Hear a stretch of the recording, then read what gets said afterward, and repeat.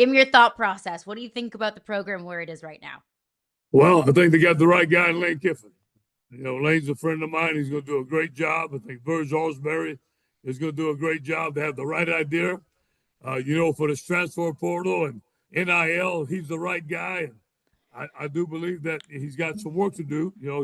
I think that the roster is not where it wants to be, but as he did at Ole Miss, he's going to put a championship team together. There's no doubt about it. Coach, I had the opportunity to cover you when I was working on game day, and I was out at game day at LSU while you were coaching, and it was crazy. It really was a transformative moment for me because I saw how much the community got you and how much you got the community. So just tell me a little bit about, like, looking back on your time at LSU, what has LSU meant to you? Well, growing up, it's a place I always wanted to coach, but I understood the magnitude of being the head coach at LSU. You have to embrace the whole LSU community. That's Caroline. That's the students. That's the Cajuns down on the bayou. That's the guys up in North Louisiana. That's those guys who are working on the all rig. Because look, come Saturday night from 7 to 11, everybody's got their TV and everybody's cheering for the Tigers. And you're a representation of everybody in the state of Louisiana. Now, we had a deal, one team, one heartbeat. Look, we wrote letters to the band. We had the band come talk to us. We had everybody pulling on the same side of the rope.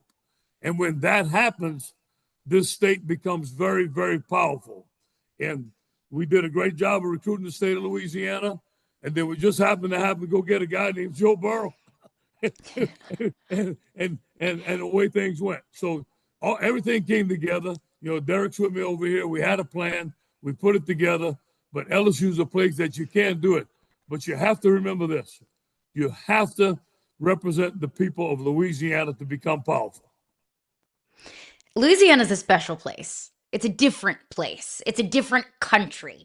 But you got a guy from Ohio to come to LSU and be adopted as the chosen one, the godson of the state of Louisiana, and Joe Burrow. Walk me through your first conversations or your first recruiting trip with Joe Burrow. Well, it was a little different. Joe's different, and so am I, but I needed a quarterback. And he came on a trip. He was going to Cincinnati. Luke Fickell was the head coach of Cincinnati, recruited him. His girlfriend was going to Cincinnati. His daddy lived an hour from Cincinnati. Joe's going to Cincinnati. And but he wanted to talk football, and he wanted to eat crawfish. So I said, hey, we can do that. Now, my first conversation with Joe said, Coach, he says, Coach, I don't want to talk to you. You're too good of a recruiter. I don't need to hear it. I wanted to tell him to get back on the plane, but I couldn't. I needed a quarterback. So the next day we had a football meeting, and we had a whole staff in there. His dad was in there. It took me about 2 or 3 minutes to figure out Joe was by far, including all of us, the smartest guy in the room. And he showed his ability to be a very, very smart quarterback. And, I coached with Jimmy Johnson. I coached with Pete Carroll. And the number one quality of any quarterback, we wanted to be very smart. Joe had that. And that night we went to eat crawfish. And then I took him in the back. I said, hey, I want you to be my quarterback. I said, by the way, you have to earn the starting position. I got some guys ahead of you, but I know you better. And by the way, I got two receivers pretty good. You don't know about them yet. Their name's Jamar Chase and Justin Jefferson. I think you're going to like them. and away we went, man. And that Thursday, he committed to being our quarterback, and everything came together. As well as Joe, so many of us were talking about sort of the way he appeared at the podium this year when he was talking about just, questioning how much fun this is and what he's doing. What did you make of Joe Burrow's sort of conversation this season? Well, I was surprised, but I know Joe, it may be a bad day or maybe somebody peed him off right before he went up there. He's going to bounce back. I mean, he is going to bounce back. But, hey, I got one word to tell him, as you get older, it's not always fun. We got to grind through it. But if I was in his case, hey, when he's feeling like that, dial 1-800 Bank of America, baby. Money talks.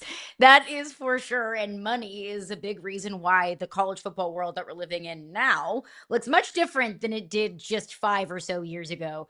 What do you think here? How do you think you'd be able to coach in the NIL era? Be great. That'd be great. Hey, I can walk through the front door of the cash. You don't have to That's hide just a it joke. anymore. Hey, that's just a joke, okay? No, but I do believe the players ought to be paid. No question about that. And NIL, transfer portal, it's all about competing. It's still about relationships. It's still about picking the right guys. Hey, you got to pay the right guys too. And it's all about competing against your personnel and all about being prepared. And I think we had all those things in place at LSU when we were we had to compete for Jamar Chase. He was committed to Florida. We had to go find Justin Jefferson. He was a 2-star. So it wasn't like those guys just fell in our lap. It's just a different way of competing. Coach, as much as you talk about competing, you still got the fire, right? Do you want to be a head coach somewhere currently? Yeah, I'm just one call away, man. I got my phone ready. I'm ready to go. Yeah, I still want to coach, and maybe the right thing will come along. LSU's taking care of me. I got my home back in Baton Rouge. All 3 of my boys are coaching. I got 2 boys in Miami, and they're analysts in Miami. So we're cheering for the Canes tomorrow night. And although Ole Miss has done a great job, but I'm a big fan of Mario Cristobal. I got my oldest son coaching at Tulane. All 3 of my boys are in the college football playoffs. So that I'm very proud of. So they set. So I'm ready to go. As a former coach, though, how do you react to, like, we've seen all of this taking private planes back and forth for the assistant coaches that are at LSU, but they're at Ole Miss. Like, as somebody that stood on the sidelines trying to win a national championship, you've done it. How does that come across to you? Well, let me say this. I think they're trying to make the best of a bad situation. I think they should have let Lane coach. Now, that's my own personal opinion. They let the guy Tulane coach. I was there. Coach Summerall coach. He was at Florida. It was seamless. There was no problems. And then all this stuff happened. So whatever happened, that's my own opinion. But look, I'm glad that Ole Miss is winning. I don't want them to win tomorrow night because my boys are coaching at Miami. But it looks like they're doing the best of a very, very difficult situation. Speaking of coaching, you bring up how you're good friends with Lane. You were on his staff at Tennessee. You were on his staff at USC. Is there a future for you on Lane's staff at LSU? All you got to do is call me. He's too busy riding around his Bentley.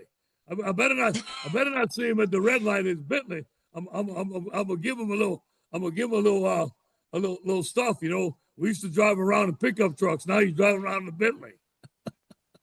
What are you driving around in these days? Oh man, I got me a nice Mercedes. He can tease me, nice, Coach. Yeah, I mean, coaching. Look, I'm good. How much different is the SEC now without Nick Saban in it to you? It is different. I got to say it. Coach brought some toughness. All these coaches are doing very well.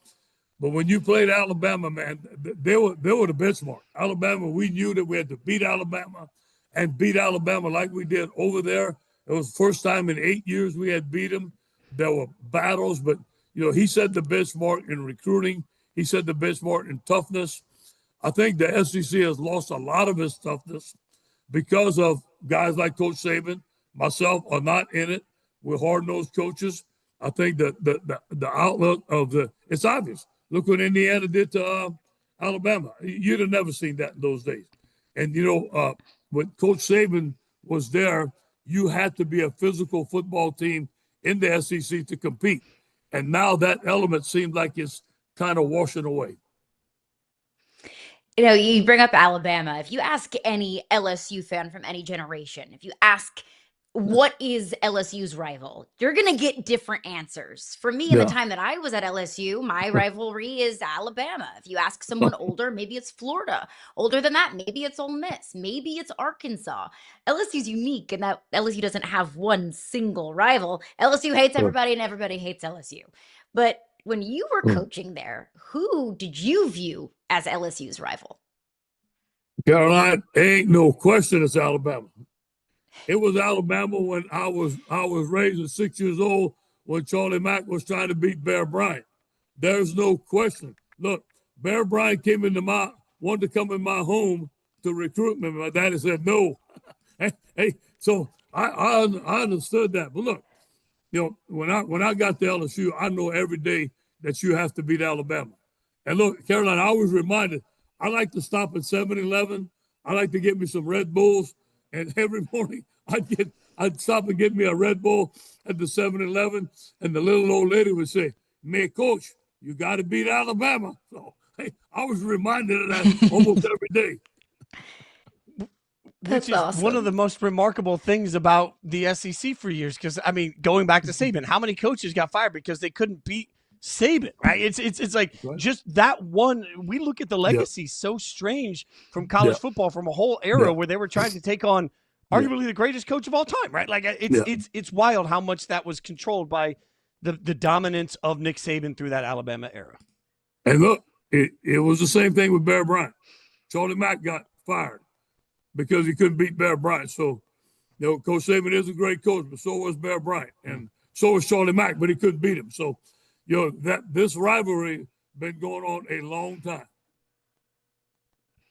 Coach, I've said so many times that maybe the best job in America is a head coach that's been relieved of his duties with a nice buyout. Kind of nice to be able to collect a check, but also be able to go to the beach, go golfing, whatever your favorite extracurricular is. What would you say to somebody that says that that's the best job in the world? Well, it all depends how you left. We left 15-0.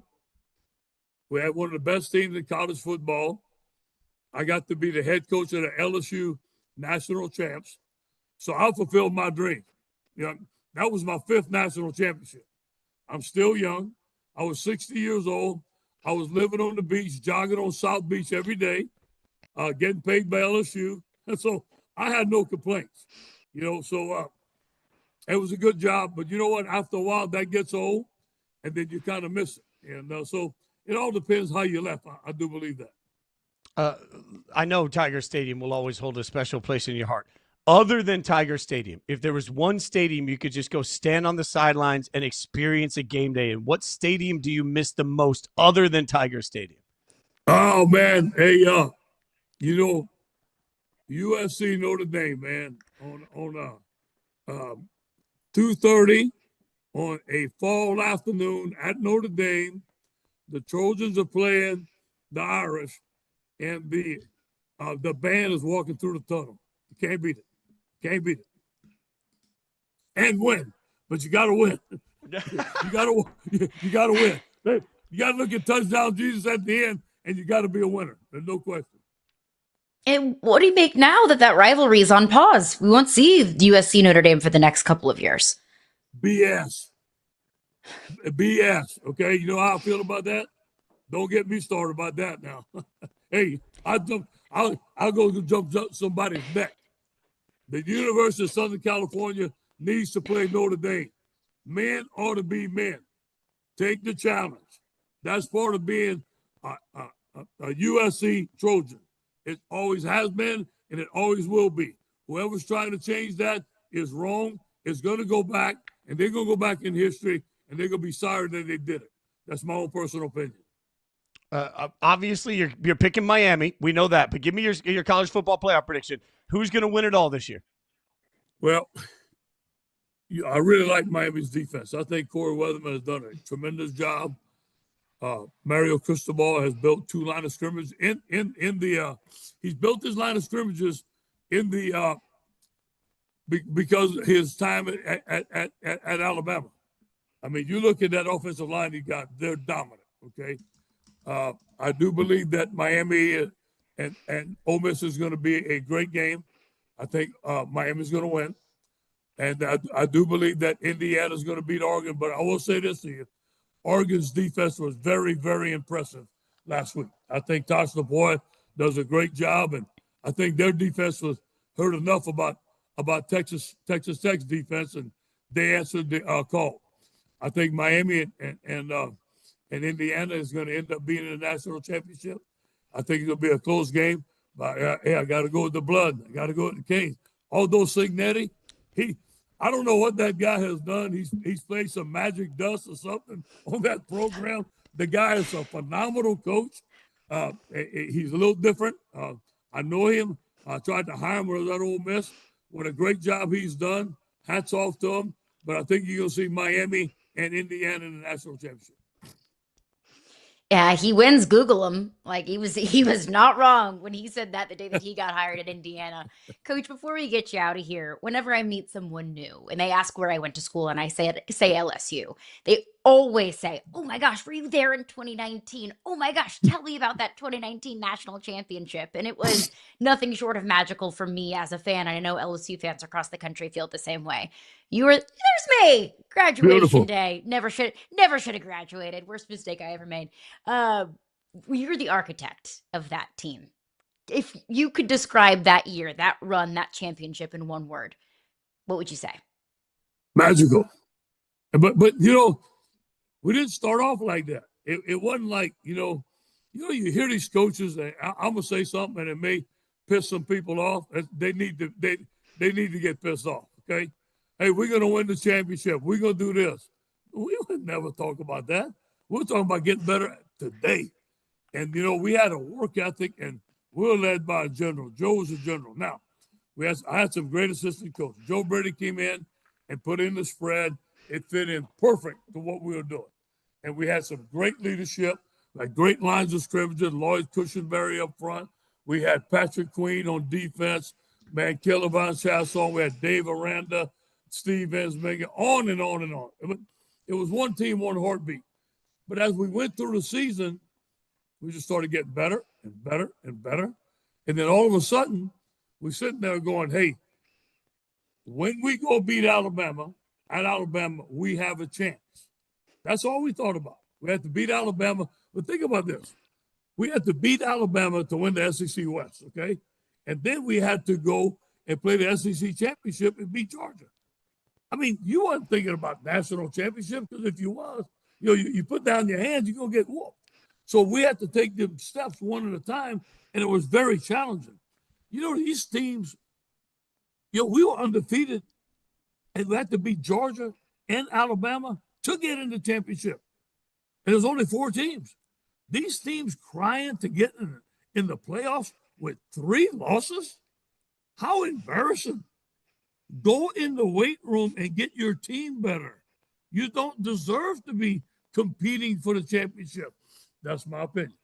Okay, so as it went on, now, when we beat Georgia pretty good, and then we beat Oklahoma pretty good. We could have put 100 on their ass, to be honest with you, but we didn't. And then going into Clemson, they're undefeated, and we were behind. It was the first time we were ever behind. Nobody ever panicked. We had complete confidence in our football team. But if you talk about one game at a time, that season we took one team at a time, one game at a time. And look at this. We beat 7 out of the top 10 teams in America that year. Okay? So to me, that's deserving of a national championship. So when I look at a national championship team and what they accomplished, look at what Indiana's doing. They're undefeated. I mean, you know what I'm saying? Those guys are on their way to a great season. To me, you lose 3 games, go home, go in the weight room. Shut up. Well said. And now that team is the standard. Every team across America gets compared to that 2019 team. He was the architect of it. Coach, thank you so much for your time. This was truly the greatest surprise. Appreciate you for everything you've done for my team. And go Tigers. Hey, Caroline, you're beautiful, but it's absolutely more beautiful? That helmet behind you, baby. Go Tigers. Isn't it good? It's good. Oh.